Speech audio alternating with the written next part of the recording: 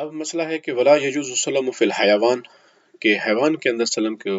بے سلم کرنا جائز نہیں ہے، یعنی حیوان کو بے سلم کے ذریعے نہیں بیچا جا سکتا کہ کوئی یہ کہے کہ جی پیسے یہ آج مکمل ادائیگی لے لیں اور مجھے مستقبل میں اتنی بکری اتنی گائے یا اتنی بیل چاہیے، یہ نہیں ہو سکتا۔ کیوں نہیں ہو سکتا؟ وقال شافی، امام شافی فرماتے ہیں کہ یہ جوزو، یہ تو ہو سکتا ہے، لأنہ یسیر معلوما، اس لیے کہ حیوان معلوم بھی ہوتا ہے، بے بیان الجنس ہے، اس کے جنس بیان کرنے کے ذریعے، وسن ہے، اس کے دانتوں کے بارے میں، جس طرح ہماری پنجابی میں کہتے ہیں نا دندہ، دو دانت والا، تین دانت والا، تو اس حساب سے بھی جانور کو بیان کیا جا سکتا ہے۔ ونو ہے، اس کی قسم کو بھی، کہ یہ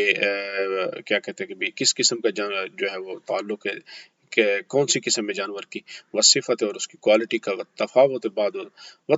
بعد ذالک یسیر، وہ کہتا ہے کہ جب یہ ساری چیزیں بیان ہو جاتی ہیں تو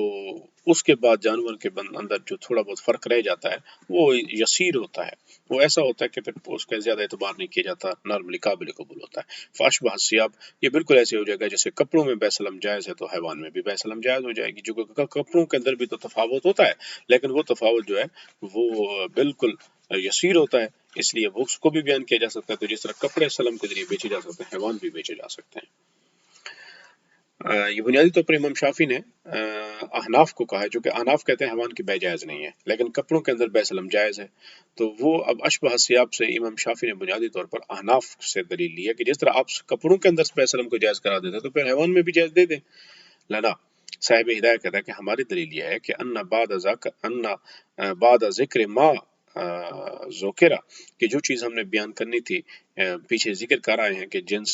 کو بیان کرنے کے بعد، اس کے دانتوں کو بیان کرنے کے بعد، والنوع وصفت ہے، ان ساری چیزوں کو بیان کرنے کے بعد حیوان کے اندر تو وہ کیا ہو جاتا ہے، یبقى فیہ تفاوت، تو وہ کہتے ہیں کہ پھر بھی جانور کو یہ ساری چیزوں کو بیان کرنے کے بعد ان کے درمیان تفاوت باقی رہتا ہے، اور وہ بھی کون سا تفاوت، فاحش باقی رہتا ہے مالیت میں بھی،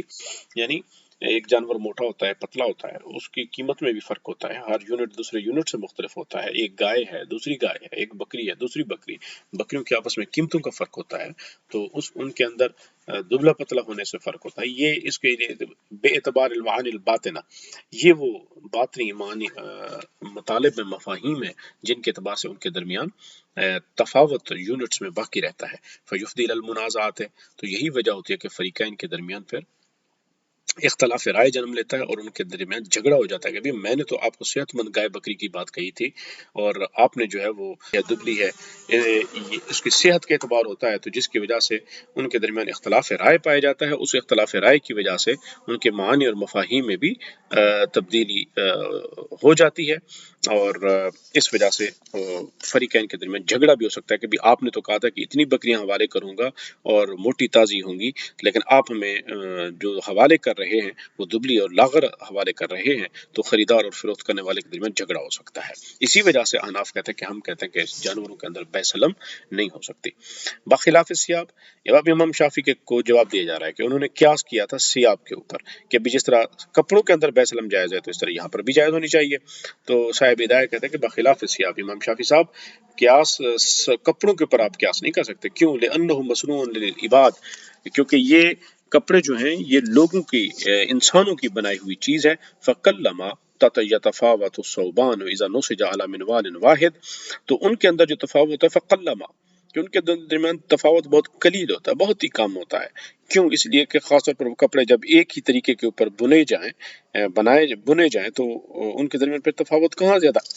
اور تھوڑا بہت ہوتا بھی ہے تو وہ آپس میں اتنا باریک ہوتا ہے، تو اس کا مطلب یہ ہوا کہ امام شافی صاحب اب قدرتی چیز کو جو کہ گائے بھینس جانور ہیں ان کو کپڑوں کے اوپر جو کہ انسانوں کی بنائی ہوئی مصنوعات ہیں اس کے اوپر کیسے قیاس کر سکتے ہیں۔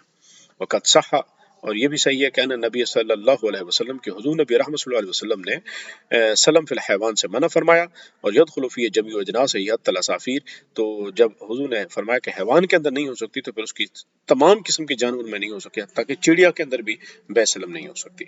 قال ولا فی اطرافہ کالرؤوس والاقار، اسی طرح سری پائے کے اندر بھی نہیں ہو سکتی، للتفاوت فیہا، کیونکہ یہ جو سری پائے ہوتے ہیں یہ بھی متفاوت ہوتے ہیں، اذ هو عددی متفاوت لا مقدر لہا، اور چونکہ یہ بھی عددی متقارب تو نہیں، عددی متفاوت ہیں اور اس کی مقدار کا تعین بھی نہیں ہو سکتا۔ قال ولا فی الجلود عددا، چمڑے کے اندر بھی عدد کرتے عذر ہوئے عدد کے آپ اس کو بیسلم میں فروخت نہیں کر سکتے، اتنے چمڑے چاہیے جی۔ ولا فی الحطب حزما، اور نہ ہی لکڑیوں کے گٹھوں کے بارے میں کہہ سکتے مجھے فیوچر میں اتنے لکڑی کے گٹھے چاہیے، قیمت آج لے لیں، یہ بھی نہیں ہو سکتا۔ ولا فی الرطبۃ جورازن، اور اسی طرح مجھے اتنے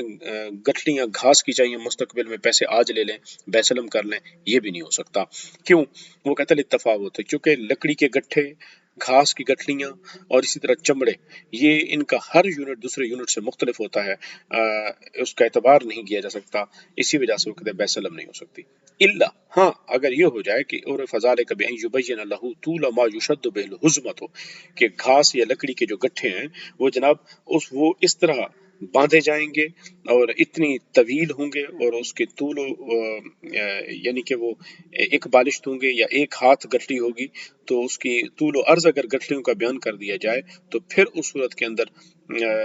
جہالت جو ہوتی ہے وہ ختم ہو جاتی ہے۔ فَحِينَئِذٍ يَجُوزُ إِذَا كَانَ عَلَى وَجْهٍ لَا يَتَفَاوَتُ، جس کا مطلب ہے کہ جب تفاوت ختم ہو جائے گا تو اس بنیاد پر پھر